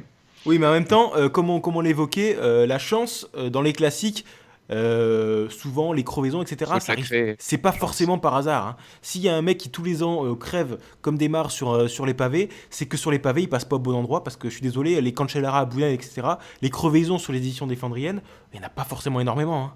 Meilleur C'est- matériel. Meilleur matériel, c'est tout. La Danus, il crève aussi. Le bon, il crève. Les FDJ, ils crèvent tous sur les pavés. Alors, on peut C'est pas tout incroyable. avoir, hein. On peut pas avoir un Euh, Airbus sur les contre-la-montre faudrait et des bons pneus. Sinon, on a qui d'autre en français? Bah, c'est à peu près tout. Florian Sénéchal, pourquoi pas, mais il a fait 6e l'année dernière, Paris-Roubaix, un truc comme ça. Non. 6ème de c'est- Paris-Roubaix, oula, tu te l'inventes, tu l'as. Non. C'est C'est déjà pas pas du 6e, tout. c'est 9e. Il 17e. avait fait une 17e. Il a fait bon, d'accord. 17e en 2015. À 10 places près. Ouais, bon. Oui, pas loin, J'étais pas pas, loin. j'étais pas loin. Il a pas encore prouvé de grandes choses sur les pavés, donc j'attends de voir. Après, il y a bien sûr l'espoir magnifique Pierre-Luc Perrichon qui Ah oui. peut claquer Paris-Roubaix sans aucun problème, mais je suis sûr qu'il voudra la laisser à Bounen pour sa 5e quand même. Et non, mais moi, Sylvain Chavanel, voilà. Voilà. Et alors, Sénéchal, 4ème du Samyn cette année et 10ème du À travers les Flandres. Donc voilà, c'est les références pour l'instant qu'il a en 2017. Et pour revenir sur Chavanel, le petit truc qu'il a en plus, Chavanel, c'est Adrien Petit, qui est dans la même équipe. Donc attention. C'est peut-être un potentiel. Alors, qui se mettra au service de qui, mais en tout cas, ils ont 2 cartes Direct Energy. Donc c'est pas mal. Cyril, ton avis sur les Français? Pierre-Luc Perrichon. Ah, je pense qu'on va tous En être plus, d'accord. il aura comme les Hollandais ont leur virage au l'Alpe d'Huez, Pierre-Luc Perrichon aura son carrefour de l'arbre. Donc voilà, Ah, c'est beau. pour lui. Ah, mais il reste sur. Il fait combien? Il fait 6ème des 3 jours de la panne. Donc Ouais, Oui, il me semble qu'il a quatrième, fait un- ça. 4ème. bonne course. Voilà. Non, Ouais. mais là, 5e. Il fait 5e. automatiquement, il passe sur la liste des 5e, favoris là. Et à part Perrichon, sinon, t'as peut-être un autre coureur, Cyril? Sinon, il y a Cofidis, en plus de Sénéchal, ils ont quand même un bon. Enfin, un bon. C'est pas extraordinaire, mais un Laporte, chez tout, je sais pas. Ou chez tout. Chez T'allais le chercher quand même chez tout. Hein. Mais la porte, Chez oui, tout, pourquoi pas. Laporte, oui. Ok. Surtout là, la barbe, et du coup, j'ai l'impression que c'est un bûcheron, donc qu'il est bon à Paris-Roubaix, mais je trouve que c'est. Et Soupe, c'est pareil aussi, du coup. Oui, voilà. La soupe aussi, ouais. C'est possible d'avoir une supportrice. Bon, bref. Oula, attention. Ouh là là. Calmons-nous. Pas de polémique ici. Adrien, ton avis sur les Français? Moi, j'ai fait un top 5 des Français. Donc, j'ai mis un petit, 10e l'année dernière, et pour qui Chavanel se mettra à la planche, je pense. Ah. Chavanel, il a fait 7e en 2009, mais je suis pas sûr qu'il puisse briller. J'y crois pas. Chavanel, j'y crois pas. 2, Desmar. Parce que c'est vrai que Desmar, il a pas de chat, hein, on va le dire. Mais ça reste quand même un gars ultra talentueux qui tient la distance. C'est important à ce niveau-là. 3, Sénéchal. Avec Christophe Laporte, Cofidis a 2 coureurs qui ont déjà fait un top 20. Donc pourquoi pas Sénéchal. 4, j'ai mis Goujard qui peut profiter d'une course collective ou d'une échappée, comme on le disait tout à l'heure. Et 5, j'ai mis Benoît Jarier. Vous parlez de Paris Pélichon, moi j'ai envie de parler de Benoît Jarier, dont c'est la course préférée. C'est un coureur qui a participé déjà à de nombreuses reprises à Paris-Roubaix. Donc pourquoi pas Benoît Jarier, un top 30. Un top 30, oh là là. Ah, le mec. Bah ouais, là, je suis sorti loin. Ah, mais j'ai envie de prendre un contre-courant. Ok, allons-y. Et puis aussi à suivre les performances de Delco Marseille-Provence KTM, dont la meilleure performance sur un Paris-Roubaix est la 80e place de Evalda Siskevicius l'année dernière. Ah, Sauront-ils faire mieux cette année?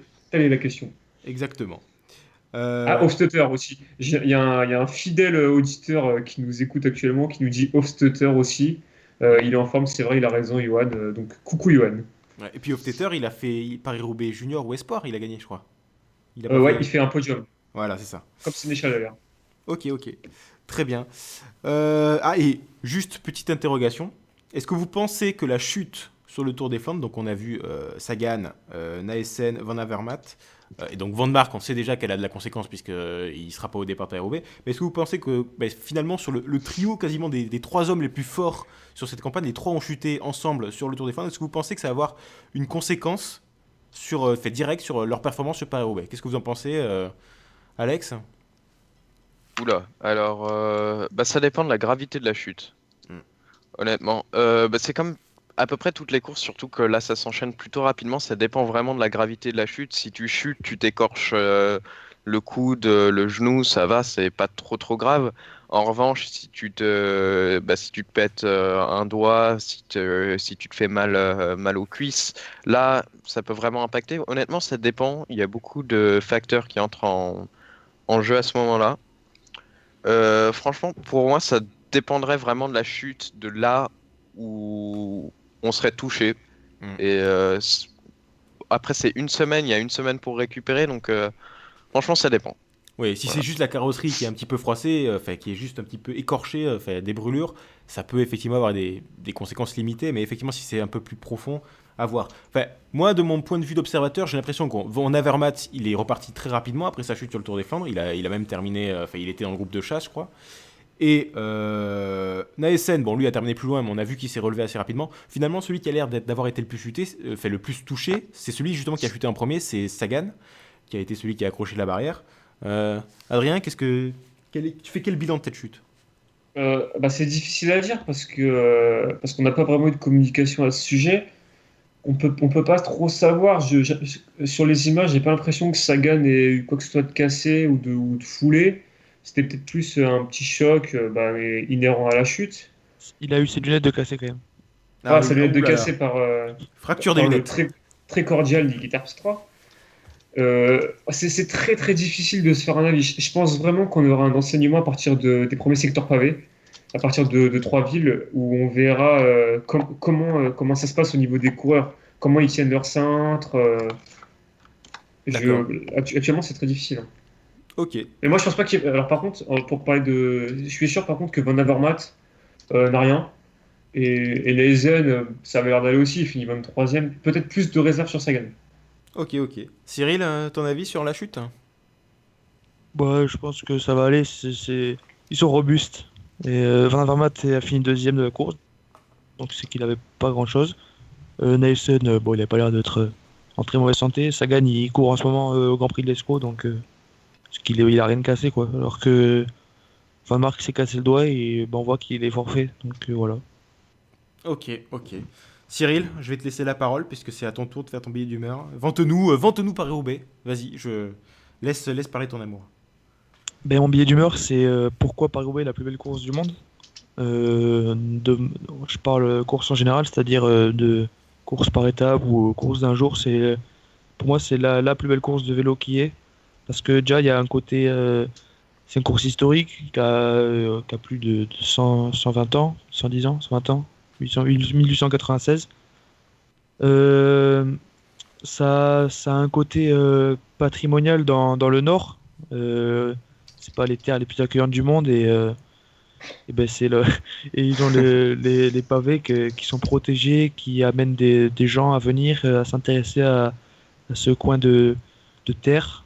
Il y a les mines, il y a voilà, et puis même le côté historique aussi, comme quoi les pavés allaient disparaître sans Paris-Roubaix, ça allait faire disparaître ces routes, quoi.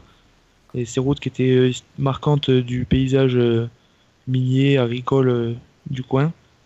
Et côté sportif, c'est quand même une course unique parce que, comme je crois que c'est Boulen qui disait qu'il y a le Tour des Flandres. Au final, tu as l'E3, tu as le Gant-Wevelgem, à travers les Flandres, ça passe plus ou moins sur les mêmes routes. Alors que Paris-Roubaix, c'est la seule course qui prend ces routes-là. Et c'est une fois dans l'année. Le reste du temps, il y a juste les cyclos qui peuvent y aller. Personne n'y va, et pas de coureurs, pas pour reconnaître. Mm. Et, euh, et puis le scénario de la course, en général, c'est toujours des courses passionnantes, indécises, où des coureurs peuvent gagner de façon inattendue. Et voilà, et puis voilà, il y a aussi le côté, les images, à chaque fois, les images fortes de cette course, que ce soit sur le sec, avec la poussière, la foule, le bruit, ou même sous la pluie, et encore plus avec la boue, même si bon, la pluie, ça va rentrer dans l'histoire parce que ça fait quelques années qu'on l'a pas vu, et même moi, de mémoire de suiveur, je me rappelle pas avoir vu un Paris-Roubaix complètement mouillé. Voilà, à 22 ans, donc je crois que le dernier c'était en 2000, début des années 2000, donc voilà. Pour le tourisme, ça doit être une légende de se dire le nord, c'est pas les corons, c'est le soleil. Donc voilà. Ouais, c'était pas celui qui a gagné Knaven ou quelque chose comme ça, le dernier qui était vraiment 2001, qui était. 2002 aussi. 2001, ouais. 2002, il y a eu de la pluie aussi un peu. Ah ok. 2002, ouais. Ok, effectivement, ouais, Paris-Roubaix, ouais, comme tu le disais, c'est une course qui est vraiment unique. Et moi, si je devrais, de mon avis, à laquelle je pourrais vraiment comparer vraiment le côté spectacle, le côté vraiment symbolique de Paris-Roubaix, c'est peut-être le Tour des Flandres. Mais moi, petit problème que j'avais avec le Tour des Flandres, c'est que je trouve que les dernières difficultés sont assez loin de la ligne. Du coup, je trouve que sur les 15 derniers kilomètres, 15-20 derniers kilomètres, je trouve que ça bouge plus beaucoup. En tout cas, il y a plus vraiment d'épreuves face aux coureurs, c'est juste du plat. Bon, ça bouge encore Non, quand ils sont en groupe, mais moi Paris-Roubaix, je trouve pas parce que ça oblige les coureurs à attaquer de loin. Alors que si tu leur mets un Paterberg à 3 km de la ligne, la différence se fait à toute fin, il n'y a pas le suspense des 15 derniers kilomètres, à savoir ouais, mais est-ce justement, qu'on je va trouve qu'en rentrer fait, ou pas. je trouve que le côté Tour des Flandres, en fait, a plus de suspense à 15 km de l'arrivée quasiment. C'est juste à la rigueur, t'as deux groupes qui se roulent dessus, mais le côté suspense, alors que Paris-Roubaix, t'as plein d'endroits, entre guillemets, où la décision se fait, et c'est plus une course d'écrémage que les autres classiques qui sont des courses où il y a des décisions qui vont être faites par des attaques, etc. Paris-Roubaix, il y a un écrémage, et c'est vraiment dans le tout final que les attaques fusent et que la décision se fait vraiment. C'est peut-être ça qui fait que je la préfère au Tour des Flandres. Mais après, dans le côté unique, peut-être qu'il y a les Strade Bianche, que je trouve qui sont assez ouf aussi comme classique, Oui, c'est vrai. qui a pas le même prestige entre guillemets parce qu'elle a jamais, enfin, elle est pas World Tour, enfin, elle vient de Non, passer World Tour. elle est toute récente. Et oui, Voilà, c'est vrai c'est que pour ça. moi, c'est le futur monument du vélo, quoi. C'est un truc qui a une histoire et qui, au niveau spectacle et paysage, bon, et on va pas se mentir, hein, le Paris-Roubaix, c'est les trucs pavés, mais le paysage qui est autour, c'est pas aussi excitant que ce qu'on peut voir quand Ah oui, non, c'est vrai que quand même. c'est pas très beau, mais c'est ça qui fait son charme aussi. Oui, Moi, je certes, trouve. certes. Ouais, Et effectivement. un dernier point que que je voulais vite aborder, c'est que Paris-Roubaix, c'est une course qui a gardé plus ou moins son tracé initial, grâce aussi à la sauvegarde des pavés, etc. Tandis que le Tour des Flandres, ils ont, euh, le parcours change pour l'argent, enfin pour faire payer les gens en leur proposant un circuit. Donc ça fait venir des gens comme dans un stade, il faut qu'ils payent et tout, alors que Paris-Roubaix, c'est Paris-Roubaix, quoi. C'est pas, on n'adapte pas ça selon si on a envie de faire des tribunes, etc. Non, on va de Paris-Roubaix, et puis c'est comme ça. D'accord, ok. Ah, De Compiègne attention, d'ailleurs. Siro, hein, tu sais que la course, c'est part de Compiègne quand même. À la base, c'est Oui, partie c'est de vrai. Paris, la course. Maintenant, elle Non, part oui, de mais c'est Compiègne. bon. Ça, Historiquement, tous les paris, on va dire. les paris machins, ils parlent jamais de Paris. Vas-y, Adrien, sur ton Non, mais, avis sur le sujet. non, mais Siro a totalement raison sur tout ce qu'il disait. Paris-Roubaix ne s'est jamais travesti. Il y a eu une grosse crise dans les années 60 où il y avait vraiment plus beaucoup de pavés. En 64, il y avait que 22 km. Ils ont tiré la sonnette d'alarme, Albert Bouvet ah mince, je ne me rappelle plus du nom de l'autre personne. Et grâce à Stimblinski, ils ont commencé à découvrir les pavés comme à Rambert. Au final, maintenant, il y a 80 km de pavés dans le Nord qui sont placés au patrimoine national. Et du coup, on ne peut plus y toucher, ou alors si, mais pour les sauvegarder et les refaire. C'est vraiment la plus belle course. Et enfin, moi, à chaque année, j'ai l'impression de subir une petite mort à la fin de Paris-Roubaix. Je me dis, ah merde, c'est la fin du vrai cyclisme. Maintenant, c'est place à la purge. Pour moi, il n'y a rien de plus beau que Paris-Roubaix. Même au niveau des paysages, je suis capable de trouver les paysages magnifiques. Tu me mets les paysages de Paris-Roubaix en dehors de la course de vélo, je dis que c'est dégueulasse. Mais à Rambert, le petit étang dans la forêt de Rambert, etc., je trouve tout beau ce jour-là. C'est vraiment la plus belle course. C'est beau parce que c'est iconique, je trouve. Enfin, C'est ça, exactement. c'est plus ça que de la beauté pure, hein, on va pas se mentir. Mais ouais. Ah, pardon, c'est- alors oui, oui. Et l'autre personne, c'était Jean-Claude Valais, le président du Vélo Club de Roubaix à l'époque. Voilà. Avec Albert D'accord. Bouvet. Ok. Là, Alex, vas-y. Paris-Roubaix, la plus belle course du monde? Non, je suis désolé. La plus belle course du monde, pour moi, je pense que c'est le Tour de France. Voilà, parce que ça permet justement de voir la France d'un œil qu'on n'aurait pas normalement vu du ciel. Donc c'est très joli. Paris-Roubaix, je trouve que c'est une course qui est intéressante d'un point de vue sportif, mais absolument pas d'un point de vue culturel, parce que le Nord, ben, c'est Ouh là là. assez lent, il n'y a pas grand-chose. Je suis Ouh là désolé, là. j'attaque Aïe, aïe, aïe. gratuitement les nordistes, mais Pavé dans la mare. autour, au-dessus de Lens, il n'y a plus rien. Voilà. On n'arrête plus Cyril. Hein. Avant de Lens, il n'y a plus rien, mais va à Lille, Lille, c'est magnifique. Je suis jamais allé à Lille, donc je Ah peux bah pas Lille, juger. c'est super beau. Hein. La Grand Place, la vue du peuple belge, non, c'est super. Placement Non, mais produit de moi, je l'Office suis du allé en tourisme Belgique, du mais Nord. pas à Lille. Voilà. Donc moi, le Nord, ça m'enchante pas des masses. Et quand on voit Paris-Roubaix, ben, le Nord, Mm. Non, bah, mais après, c'est le Nord, quoi, hein. C'est pas terrible. quand on parlait Je- de ouais. plus belle C'est course une du belle monde, course, c'est une belle course d'un point de vue de sportif. Ça, je suis absolument d'accord. Il y a toujours quelque chose qui se passe. Il y a jamais de truc lent. La course ne met pas 200 km à vraiment se dégrader. Il y a toujours quelque chose qui va se mettre en place dès le départ. Donc, d'un point de vue de sportif, c'est une belle course. Effectivement, c'est probablement l'une des courses avec le plus de mouvements qui est. Mais d'un point de vue culturel, c'est une course qui est très moche. oui, oui, mais alors ce que je voulais dire, c'est qu'on parlait plutôt, enfin moi de mon point de vue, c'était plutôt la plus grande course en matière de classique, parce qu'après le comparer face à des courses par étapes qui passent sur plus d'endroits, etc. Et surtout qu'au niveau du public, le Tour de France, tu pourras jamais battre l'impact médiatique que ça, etc. En termes de course, si on enlève les courses par étapes, hein, parce que les courses par étapes, on sait tous que c'est le Tour des Flandres, avec le Giro peut-être, hein, qui sont les courses les plus jolies et qui ont le plus de mouvements. Mais en termes de classiques, est-ce que tu vois des classiques qui sont plus iconiques, plus jolis, comme on l'a dit, c'est peut-être pas ce qui caractérise le plus Roubaix, mais les plus mythiques en fait et plus mouvementés que Paris-Roubaix? Liège-Bastogne-Liège. Non, je rigole. Oh là là. Ces dernières années, c'est pas la joie. Mais historiquement, Liège-Bastogne-Liège, c'est Oh. du niveau de Paris-Roubaix. Je suis désolé.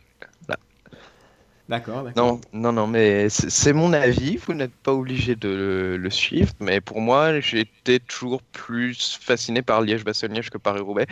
Un peu moins ces dernières années parce que Liège-Bastogne-Liège s'est transformé en une course d'attente absolument immonde. Donc, depuis 2013, je pense que Paris-Roubaix a pris l'ascendant sur Liège-Bastogne-Liège. Mais voilà. Ok, pas de souci. Non mais tous les avis sont bons à entendre, il n'y a pas de souci. Quelqu'un veut rajouter quelque chose ou on passe au pronostic pour terminer, pour conclure le podcast? Ah non, mais là, je suis totalement choqué par ce que j'ai entendu de la part d'Alex. Là, je suis vraiment. J'ai envie de pleurer, quoi. Ah. Non, mais Ok. c'est incroyable. Juste On va avant passer que au tu... pronostic parce que. Voilà, juste avant Non, que tu mais éclates en sanglots. j'aime bien Paris-Roubaix. Ah, mais t'es clivant Mais quand même. Hein. j'ai grandi avec Liège-Bastogne-Liège. Moi, une des premières courses que j'ai regardées à la télé après le Tour de France, c'était Liège-Bastogne-Liège en 2010. Et parce que Vauclair, il Ça. pouvait la gagner aussi. Et donc, ça n'a rien à voir. C'était en 2011, ça, en plus. Ah bah ouais. Ah, le fanboy. Ouais. Ah, Non, mais vas-y, c'était c'est 2011. Non, mais moi, j'avais plus aimé Liège-Bastogne-Liège que Paris-Roubaix. Un peu moins ces dernières années parce que ça s'est transformé en une grosse course d'attente que j'apprécie pas particulièrement. Et donc, je me suis plus tourné vers Paris-Roubaix. Mais au final, au départ, je pensais que les deux se valent. Donc, c'est probablement beaucoup moins valable maintenant parce que Liège-Bastogne-Liège, le parcours est absolument dégueulasse. Mais voilà. On en Ok. parlera en Mais pas temps de souci, voulu. pas de souci. On parlera des Ardennaises lorsqu'il sera temps. Il n'y a pas de souci. On a entendu ce que tu voulais dire. On ne manquera pas de t'inviter pour le podcast sur les Ardennaises, que tu défendes ton point de vue. Bon, voilà. Après, évidemment, la plus belle course en France, c'est le Grand Prix de Fourmies. On est tous au courant. Hein. On va donc passer au pronostic. Donc, Adrien, avant que tu éclates en sanglots, donne-moi ton pronostic pour Paris-Roubaix. Alors, peut-être ton vainqueur, le podium, peut-être. On peut tenter de. Ah, Quels le sont podium. Alors, ouais, allez-y. On va tous faire les trois premiers. Alors, vas-y, Adrien, commence. 1, Nezen. 2, Van Avermaet. 3, Van Barle. Ouh. Ah, la troisième, ok, Van Barle. Cyril, les 3 premiers? 1. 2. 3. Van Avermaet. 2. Boonen. Et 3. Durbridge.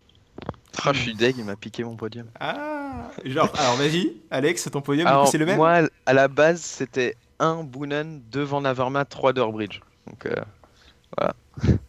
Maintenant, je suis un peu deg, je dois trouver un autre podium. Non mais tu peux faire celui-là, hein. Non mais les pronostics, c'est pour gagner, hein. C'est pas pour être plus original que les autres, hein. Ah, ouais, d'accord. Allez, 1 Perrichon, 2 Durbridge, 3 Boonen, voilà. D'accord. Alors moi de mon côté, j'ai absolument rien préparé, hein, je dois vous le dire, au niveau pronostic. C'est moi qui ai préparé le plan du podcast quand même, mais j'ai pas été foutu de mettre un podium dans ma tête. Alors à la volée, 1 Sagan, 2 Naesen et 3 Boonen. Ah bah Sagan, Sagan, je connais pas moi. C'est qui Sagan? Sagan, et non mais François Sagan. c'est le running gag du podcast les gars, les mauvaises prononciations des noms de famille des coureurs cyclistes. Voilà, ça fait partie du... C'est pas pire que Luc Hérault. Voilà, c'est le folklore de Chasse Patate. Luc Hero, ouais voilà, hein, j'avoue, t'as pas grand chose à dire. Ah mais, non, mais Thierry Adam et Patrick Chassé, ils le disent comme ça, moi je dis comme ça. Hein.